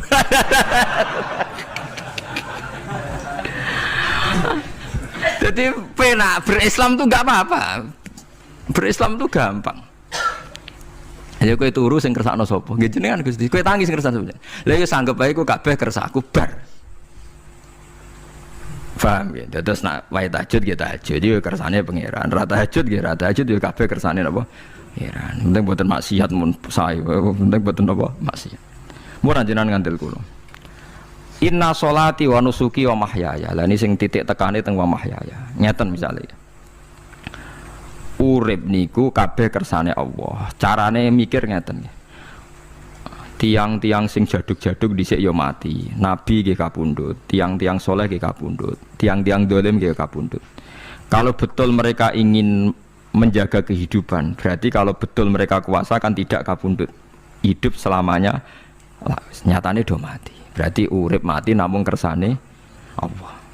Terus misalnya sampean berpikir, lalu somben nak wis dadi lemah carane tangi piye? Lah ini yang penting kula aturaken teng ngaji mriki. Kula sederenge ngaji nu sering akhir-akhire sering salat maca ayat liyah lika man halaka am bayyinati wa yahya man hayya napa am bayyinah. Tugase ulama iku jelasno ayat-ayate pangeran. Sampeyan saiki tak bedheki.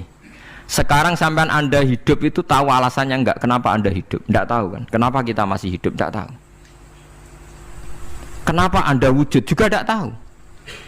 Kita pernah ndak ada, tahu-tahu ada, juga nggak tahu alasannya kenapa. Yang jelas di luar ikhtiar kita. Setelah kita katanya punya akal ya, saya bilang lagi loh. Setelah kita katanya punya akal terus bilang kita masih hidup karena orang kelindes truk, karena nggak kena penyakit, karena jantung kita normal, paru-paru kita normal. Terus kita bilang hidup. Jadi kita atas nama kebodohan bilang kita hidup karena jantung kita normal, paru-paru kita normal, semuanya normal. Maka kita hidup. Nah ditakoi, lalu kapan kita mati? Setelah jantungnya rusak, paru-parunya rusak, terus kita mati. Tapi orang yang sama kalau ada bilang, berarti yang menjadikan hidup itu jantung dan paru-paru. Lalu berarti zaman kita belum hidup itu jantung dan paru-paru harus ada dulu, karena itu yang bikin hidup. Ya ada juga, dulu ya ada juga. Loh ya kalau jantung dan paru-paru semuanya normal menjadikan kita hidup, berarti jantung dan paru-paru harus wujud dulu-dulu, karena itu yang menciptakan kita hidup. Ya ada juga yang tidak tahu. Paling-paling nanti statusnya paru-paru jantung hanya dipakai alat Tuhan untuk menjadikan ada kehidupan yang kita kira ada. Padahal sebetulnya kehidupan ini juga enggak ada karena kita tidak tahu. Sing darani urip iku apa ya ora roh. Kowe roh maknane urip apa? Ulama kabeh sing alim-alim darani urip apa ora mati ngono tok jawabane. Perkarane ora iso jelasno. Mulane ning Arab al hayat bidul ma'mat sing darani urip iku ora mati. Karena nggak bisa dijelaskan, coba Anda menjelaskan. Kowe urip sebabnya apa? Ada nyawanya, nyawa itu di mana? Terus dia nempatnya di mana? Oh, nempatnya di jantung ini. Suara iso dijelasno. Nah, ketika hidup Anda tidak bisa Anda jelaskan, kudune sok ben wae tangi sangka kubur juga nggak bisa dijelaskan. Karena wujud kita ya datang tanpa diundang dan tanpa ikhtiar kita. Nanti tangi sangka kubur ya orang nganggo ikhtiar sama kan? Sama-sama ada kesimpulan lillahi rabbil alamin. Nah, tapi manusia atas nama akal sawangane hidup ini ada alasannya. Karena kita ditangi ada bapak ibu terus kita jadi wujud. Lucu kan? Hidup ini disebut ada sebabnya. Tapi nanti mati sangka kubur terus tangi meneh dianggap enggak punya penyebab. Alasannya sudah dilemah kok. Ono meneh carane piye? Lah zaman kuwe ora ngono. Dadi ono saiki. Carane piye? Makanya kalau suruh balik-balik bilang jika tangi sangka kubur iku mukhal berarti wujudnya Nabi Adam dan wujud yang sekarang lebih mukhal karena tanpa sebab. Nggih tanpa napa? Sebab. Lho nggih to, aneh Nabi Adam mbek sampean saiki no. Dadi roh gentayangan dhisik kok apa juk-juk dadi sakmene iki. Do diutang, di kasus, do demenan. Aneh budi. Aneh wujud yang sekarang karena wujud nanti ning ora-ora masar wujud dari wujud yang sudah ada. Sementara wujud kita yang sekarang dari tidak ada. Lain ngomongane pangeran didik napa hal ata alal insani khidum minad dahri lam yakun syai'am mazkura. Manusia itu harus ingat bahwa dia pernah tidak ada. Nah, dari tidak ada ini menjadi ada adalah ayat bahwa wujudnya dia tidak ikhtiarnya dia sendiri. Mulane setan dinyak pangeran. Karo dene kok nyembah setan. Ma asyadduhum khalqas samawati wal ardi wala khalqa anfusihim. Wa ma kuntum muttakhidal mudillina aduda. Setan kok mbok dewak-dewakno piye? Apa setan melok gawe langit bumi? Ora. Apa setan gawe awake dhewe? Ora. Umpama setan gawe awake dhewe mesti dekne milah berpenampilan ganteng, gerduwe ku elek kabeh, wewe ge elek kabeh. Umpama dekne gawe awake dhewe milih dadi napa? Ganteng. Mulane tiyang sing pun wusul nak roh setan mlebu neraka. Wah, berarti setan ra hebat, mletene ngono jebule milih nggon neraka. Kudune nak hebat kan milih nggon apa? Swarga. Lho niku mun kersane pangeran nek setan dakok neraka, nak wong apik dakok swarga. Lah iya trimo diatur koyo botol ngono ae kan. Artinya jika Anda bilang itu kersane pangeran setan dakok neraka, berarti setan mau koyo botol, koyo watu sing ditata sing duwe. Berarti setan ndak siapa? Siapa? Sama dengan kita ada siapa? Siapa? Lam yakun syai'am. Lah nek ora ngerti siapa-siapa terus wusul inna sholati wa nusuki wa mahyaya wa mamati lillahi rabbil alamin. Dadi urip kula mati kula sedanten ikhtiar kula namung kagungane napa? Jenengan. La syarika lampun mboten enten tiyang sing sinten mawon mboten enten sing ngatur niku. Terus wabidza jika umirtu wa ana napa minal muslimin, dan dengan keyakinan niki kita diperintah. Jadi donga iftitah senajan to mboten wajib, tapi itu filosofi dalam hidup. Kersane jenengan napa nggih delok donya niku pun bar. Urip ya kersane pangeran ya mati kersane pangeran. Mula kadang nggih mikir aku nek mati bar mati jebule gak kiamat-kiamat tak kesuwen cah ngenteni atusan napa tahun misalnya. Anda tidak usah khawatir begitu. Zaman Nabi Adam nganti bapak amak wis saiki 7.000 tahun. Kok ora protes mbek pangeran? Terlambat Gusti saya menyaksikan dunia karena 7.000 tahun yang lalu. Ya saniki kan pun tahun pinten toh? 7.000 umur dunia saniki pun pinten? SM itu kalau menurut penanggalan agama itu 5.000 tahun. Sebelum Masehi dihitung Nabi Adam itu, pokoknya dihitung langit bumi ini pinten? 5.000 tahun.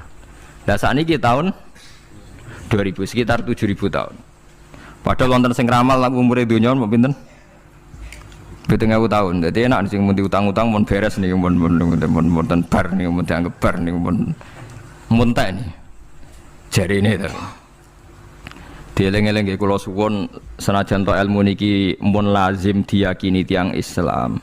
Tapi sampean ulang-ulang. Kados srengenge misalnya kula nak delok srengenge niku eling. Berarti urip ning swarga selawase-lawas iku mungkin. Karena Allah bisa menciptakan benda yang begitu panas tapi punya daya tahan atusan tahun. Pemenang nak cara discovery ya nak ngitung malah jutaan tahun yang lalu, malah bawa hitungan konti wae jare dinosaurus 400 juta tahun. Padahal agama nanggali bumi namung pinten? 5.000 tahun sebelum napa Masehi. Tapi nak cara ngomong ilmuwan jutaan apa? Sing ngitung ya sapa terus ke apaan terus. Ndak begini saja kalau sampean melihat matahari misalnya. Matahari itu kan banyak panas sekali. Ternyata Allah bisa mengelola matahari seawet itu ribuan tahun. Apalagi ngelola kita. Kita ini untuk abadi lebih gampang. Karena bahannya ndak panas, nggak gampang rusak. Terus gampang direproduksi, maksudnya gampang digantikan, maksudnya kan di masa lalu kan kena. Kaya rohin udah anak keriting akeh kok putune kan gampang. Lho ki kula mikir mau gampang ngeten. Misalnya buaya sing masyhur dianggap hewan purba yang terlama. Manusa ilang wis ketok angel. Misale koyo boyo mati ana anake meneh, anake ana anake. Nabi Adam kan ngoten. Wong sitok ndek ketahanan sampai saiki, gonta-ganti wong. Artinya berarti ada gen Adam yang abadi sampai sekarang kan, karena setiap manusia sekarang berarti ada gennya Adam. Artinya Allah memberi contoh betapa Allah bisa ngatur supaya fisik manusia gen ini abadi. Buktinya Adam nganti saiki kan masih kan? Lho nggih to, pasti di antara jasad kita kan ada unsur Adam. Lah ya Allah gawe sura, apa meneh kowe sampeyan swarga ning neraka, Allah tetap punya cara untuk bikin abadi. Mbok piye carane? Tapi melihat Nabi Adam nganti tok sampeyan kan ana bukti Allah duwe cara ngabadekno unsur Adam. Karena tidak mungkin kan dalam diri kita sekarang nggak ada unsur sinten? Adam. Sama ndak oleh bantah. Tapi Adam piyambak kan pun kapundhut. Tetapi Adam yang sekarang sampai sampean saiki. Mbok tapi ora roh sampean sing turunane Qabil apa sing ora roh iso wae cek ngono ae. Wong jarene cerita. Qabil iku lahire ning swarga. Dirabekno mbek Labuda sing lahire ning bumi. Labuda ku elek gembrot. Habil lahire ning bumi, rapati ganteng, dirabekno Iklima sing wayu. Lahiran swarga. Akhire Qabil gak trimo, wong aku cah ganteng kok dientukno cah elek. Mulane saiki nek ana cah ganteng dientukno cah elek ra trimo ya kaya Qabil. Nah tapi enggak pikirane Nabi Adam ya ora ora ben silang ben sedengan. Mergo nek elek entuk elek kan malah musibah kan. Saiki anake ra melok dosa tapi eleke dobel. Misale kriting untuk kriting, elek untuk elek, fakir untuk fakir kan ya memperparah to nggih. Cara kula pancen haram. Elek untuk elek rabi cara kula haram. Saiki anake kan ora apa-apa ujug-ujug elek banget ora terima elek napa? Elek napa? Banget. Jadi cerita kan ngoten, walhasil akhirnya tukaran, mergo Qabil gak terima. Pas tukaran dipisah Nabi Adam. Angger sing takor rupe sukses berarti ikhtiari bener. Ya mau Habil nyembelih wedhus, sing Qabil seneng buah-buah. Mulane seneng buah-buah niku rada masalah dianggap simbole wong-wong sing seneng mapan. Mulane kene Umar ora usah di buah-buahan akeh-akeh, cukup gedang siton, sesuk katesne siton, ora usah semua buah-buahan wonten. Iku dhisik kurbane sinten? Qabil. Tapi sing melarat teman-teman yo keliru. Dhisik Habil saleh iku omahe cek penuh daging, paham nggih. Perkarane kurbane cek wedhus. Ora pitik, mergo bedigasan pitik niku. Jadi ada sebuah toriko sing ngaramno anak buahe mangan pitik. Perkarane wong ku kelakuane kaya sing dipangan. Ya repot tak ngoten iki. Repot. Ya repot lah ngono terus ya repot. Berarti nek sering mangan welut tak bulet. Ngono berlebihan. Toriko niku napa? Berlebihan wis biasa mawon. Kula nggih boten fanatik iki biasa. Tapi kalian kula ora seneng mangan. Jadi kan unsur hewani saya kan ndak banyak. Kula rapati seneng napa mangan. Walhasil akhirnya Qabil korbannya gak diterima. Habil diterima. Terus semenjak itu juga akhirnya walhasil Qabil mateni Habil. Jadi makanya konflik wedoan, konflik tertua, mental membunuh ya mental tertua. Pertama peradaban manusia itu dibangun rebutan wong wedok dan saling membunuh. Nek ana tukaran kira usah gawa, iku tradisi terlama. Nggih, tradisi terlama manusia. Mesir kok bentrok padha Islame, Irak, Syria kok bentrok iku tradisi terlama. Demi wedokan direwangi tukaran, tradisi terlama. Wis biasa, dadi iki biasa mawon urip napa? Biasa. Sekabeh kejadian ngene iki wa inna sholati wa nusuki wa mahyaya wa mamati lillahi rabbil alamin. Macam-macam ya nak tiang tasawuf ngartekno kabeh iku kersane Allah. Nak tiang fikih ngartekno semua ibadah kita diikhlasno ora golek imbalan namung kabeh dipersembahkan kangge Allah. Cuma teori fikih ini ada kelemahannya, kesannya Allah itu butuh kita kasih. Padahal kita bisa sholat yang nganggo hidayate pangeran, iso zakat yang nganggo donyane pangeran. Kok kowe ngrasa zakat itu donyane sapa? Mulane sing bener nggih teori tasawuf, kita iso sedekah kaya kersane pangeran.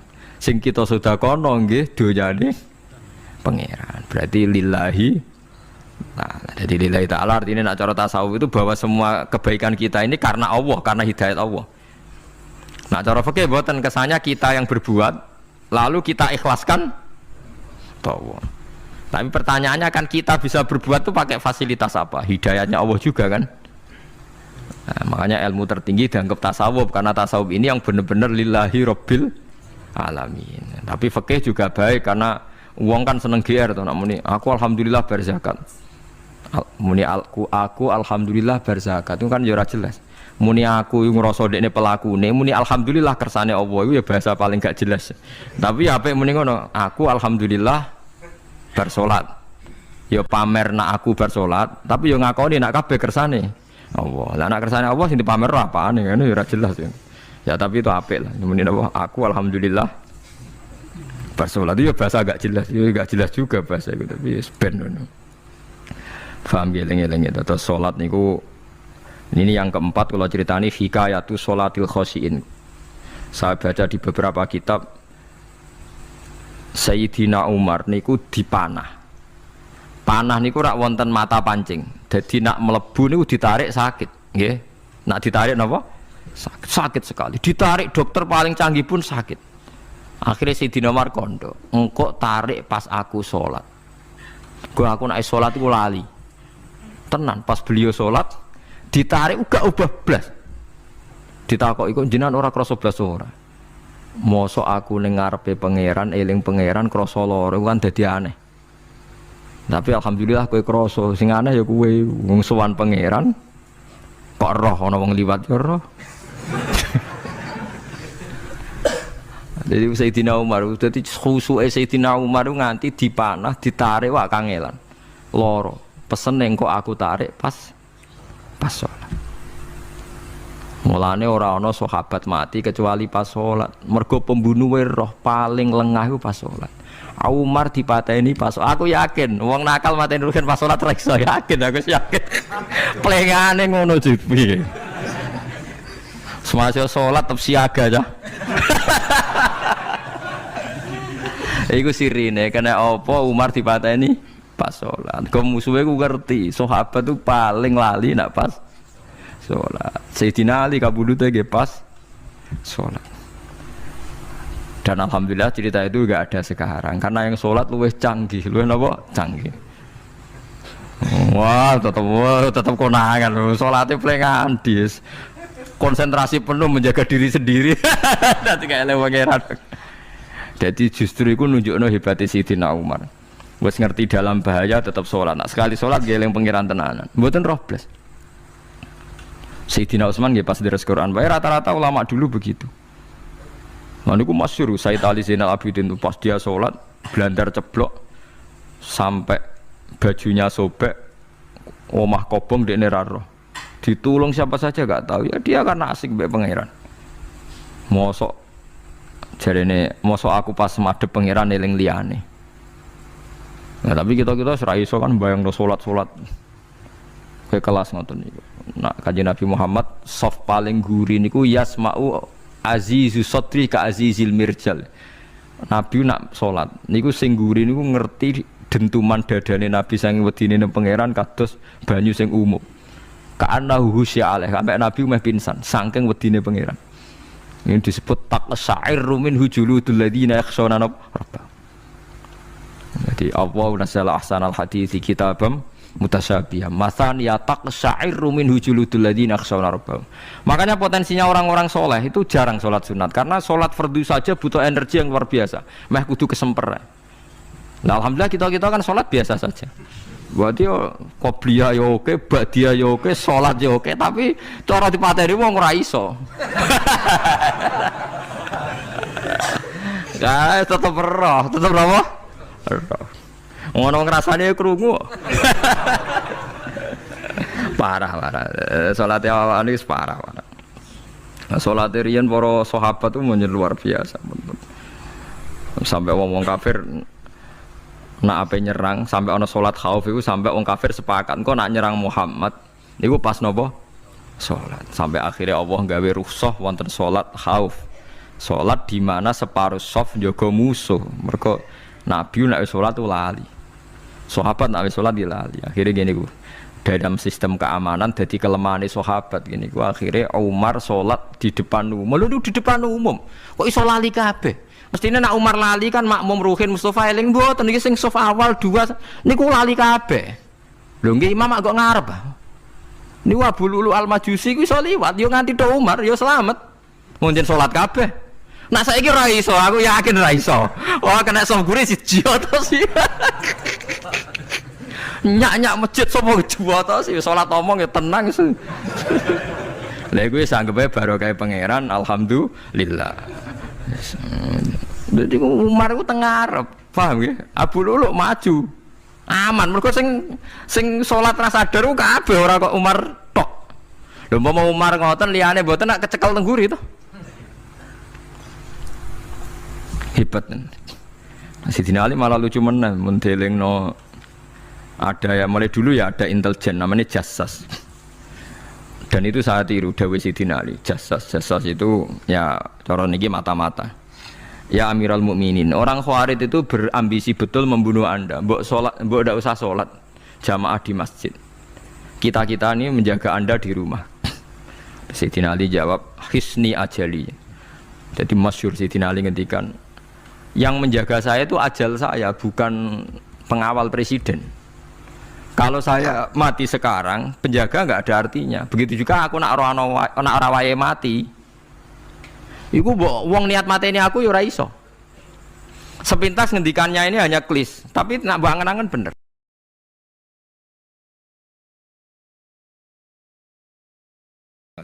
Sehingga di beberapa riwayat dijelaskan ada orang yang 500 tahun ibadah, enggak pernah maksiat. Ditanya sama Allah, kamu masuk surga karena apa? Karena ibadah saya ya Allah. Ya sudah, surga kamu 500 tahun saja, karena ibadah kamu 500 tahun. Ini cerita umur-umur orang dulu. Ya Allah, katanya surga engkau ini selamanya. Ya kalau yang selamanya itu rahmatku, kalau amal kamu terbatas ya surganya sesuai amal kamu ya terbatas. Ya sudah ya Allah, berarti masuk saya surga saya ini karena fadl engkau, karena anugerah engkau. Itu namanya apa? Diroyah. Diroyah itu satu kajian analisis di mana kita percaya riwayat, tapi kemudian punya logika, punya diroyah. Ini penting supaya tauhid kita ini kuat. Jadi dulu ada orang yang sangat cerdas, namanya Jubair bin Mut'im. Dia saking cerdasnya, juga kaya, juga tokoh, dikirim sebagai delegasi pembebasan Asra Badrin, tawanan Badar. Kemudian pas datang ke Masjid Nabawi, Nabi delalah pas baca Wattur wa kitabim mastur. Sampai pada titik Nabi baca Am khuliqu min ghairi syai'in am humul khaliqun. Apakah penciptaan yang sedemikian canggih itu dimulai tanpa perwujudan, tanpa sesuatu yang real, yang maujud? Orang itu langsung bersimpuh, matur, ya Rasulullah saya Islam. Kada qalbi yatir, hampir hati saya, otak saya, pikiran saya itu terbang. Karena logika yang dibangun ateisme misalnya, kalau alam raya ini dimulai dari nihilisme, berarti logikanya apa? Al-adamu yakhluqu maujudan. Alam raya ini kan maujud, maujud itu ada. Kalau yang lebih dulu itu ketiadaan, berarti ketiadaan menjadi sebab kewujudan. Kalau dalam bahasa Arab itu, al-adamu yakhluqu maujudan. Sesuatu yang harusnya nggak jadi faktor karena ketiadaan, menjadi faktor sesuatu yang nyata. Itu kan nggak masuk akal. Ya kalau alam raya ini ada al-adam sing yasbiku maujudan, berarti alam raya ini al-adamu yakhluqu maujudan, suatu yang tidak ada menciptakan yang ada. Dengan logika itu terus kita ngaji, diajari sama guru-guru kita, sifat dasar Allah itu maujud. Wallahu maujudun qadimun. Terus masuk. Yang harus distatuskan pertama dari Allah itu apa? Maujud, wujud. Karena dengan wujud ini layak menjadi penyebab adanya alam raya ini. Sehingga ketika kita menolak faham nihilisme atau ateisme, faham tanpa Tuhan, tanpa pencipta awal, kita punya diroyah. Bahwa tidak mungkin ketiadaan ini menjadi sebab perwujudan alam raya ini. Yaitu am khuliqu min ghairi syai'in. Masa alam raya ini diciptakan tanpa sebab yang nyata, yaitu wajibil wujud. Siapa itu? Allah Subhanahu wa ta'ala. Begitu juga menyangkut sholawat. Orang boleh beda pendapat tentang redaksi sholawat. Ada yang sholli ala Muhammad, ala Sayyidina Muhammad, Nabi Muhammad. Monggo lah masalah redaksi saja. Tapi setelah dianalisis, Nabi itu Pak Rektor, jadi Nabi setelah Nabi Isa saking dihormatinya sampai dituhankan. Juga jadi Nabi yang ada cerita masih hangat, orang Yahudi itu bunuh Nabi. Jadi yang satu mendudukkan Nabi sedemikian tinggi sampai kayak Tuhan, yang satu menjatuhkan Nabi sedemikian rendah sampai dibunuh. Kayak apa susahnya jadi Nabi Muhammad SAW. Kemudian dengan gampang Hadaddin agama ini bikin syariat yang bernama sholawat. Redaksinya monggo lah sesuai tradisi masing-masing. Allahumma sholli ala Muhammad, Allahumma sholli ala Sayyidina Muhammad, ala Nabiyina Muhammad, monggo lah. Tapi yang jelas redaksi ini kalau didiroyah dikaji, Allahumma itu Tuhan, Tuhan itu pemberi. Wa Muhammadun wa in jalla qadruh abdun min ibadi. Muhammad apapun tinggi derajatnya tetap berstatus hamba. Sehingga agama ini terjaga oleh syihotus sholawat. Agama ini terjaga oleh redaksi sholawat. Yaitu Allah tetap pemberi sebagai Tuhan yang enggak tersaingi. La syarikalah. Rasulullah Muhammad wa injalla qadruh. Apapun prestasinya bisa mi'rad, bisa apa saja. Tetap seorang hamba yang butuh muhtajun ila rahmatih. Jika redaksi Allahumma sholli ala Muhammad ini mengukuhkan yang Tuhan tetap Tuhan. Hamba pilihan tetap hamba pilihan. Tentu dengan redaksi ini kemudian kita mendudukkan Nabi benar-benar posisi terhormat. Yaitu orang yang paling berhak dapat askat tahiyat. Mendapat penghormatan Allah paling tinggi. Yaitu Rasulullah Muhammad SAW. Dan itu diulang-ulang oleh Allah. Subhanalladzi asra bi'abdi. Status hamba ini diulang. Lagi-lagi ini bernama diroyah. Bernama apa?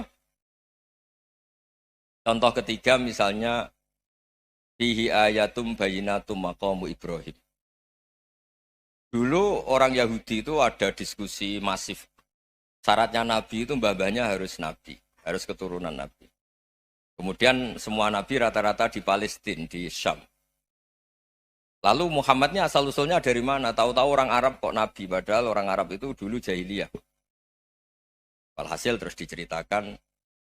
Bukti Muhammad ini turunan Ibrahim adalah ada jejak kaki Nabi Ibrahim di dekat apa? Ka'bah. Fihi ayatum bayinatum maqamu Ibrahim. Kalau Nabi Ibrahim pernah di Mekah, artinya beliau pernah meninggalkan turunan yang di Mekah. Itu bernama Nabiuna Muhammadun sallallahu alaihi wasallam.